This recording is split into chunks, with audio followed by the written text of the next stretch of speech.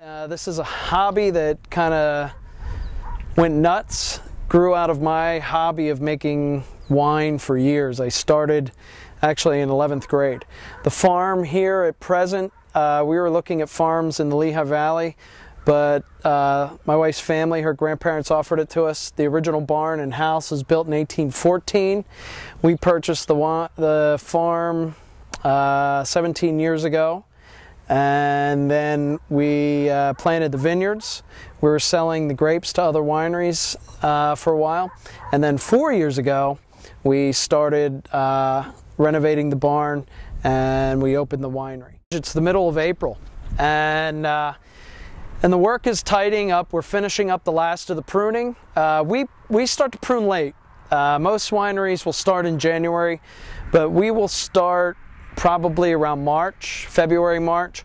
And when you prune later in the season, it retards bud break on the vinifera varieties. So it helps us get past any kind of late time frost. So we're finishing up the pruning. We'll start doing herbiciding and fertilizing. And then bud break will actually be in about 3 weeks. And then after bud break, everything kind of breaks loose. It becomes very crazy because now the vines become very vigorous. Our wedding season starts here at the winery, and it becomes pretty much a 15-hour to 18-hour day every day. Now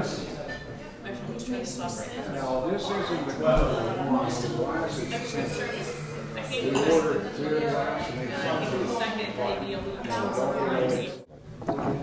okay, good. That was It's a nice smooth. I like that. Impressive. Okay, Vidal Blanc. This is probably our most versatile wine. This goes with like anything from lobster tail with drawn butter all the way down to kibasi hot. How do you use wine? As an excuse to get together with friends, I have a wine night once every 2 months.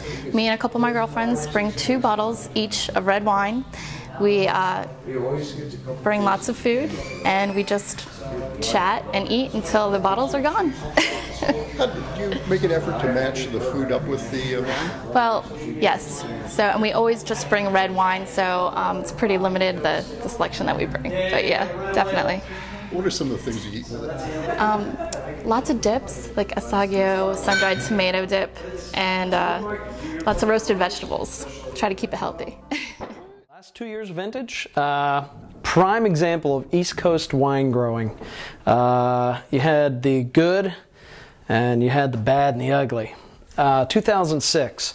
And luckily here in the central part of the state, we have historically less rainfall. They found, compared to Erie to the northwest, and then the vineyards further south to the southeast. The guys in the southeast, they'll get that kind of rotation off the ocean that brings in a lot more moisture, and then up in Erie they get the lake effect. So here, being in the central part of the state, over a 15-year period, we're finding that our harvests are a lot more consistent. We don't have the swings as bad, but 2006 started out very wet, but then we dried up where the 2 corners didn't. So we pulled it off. It wasn't a half, it was a half decent vintage and really wasn't that bad. 2007, that's one of those ones, just like 2005. We used to say when 2005 came, they came around every 30 years. Now they seem to be coming about every other year or every couple of years. 2007 was phenomenal. Drought season, but we got rain just when we needed it. The vines never really stressed. Sunlight from April to November, and just beautiful. And cluster sizes were smaller, flavors were intense, and pHs and sugars were just, the numbers were awesome.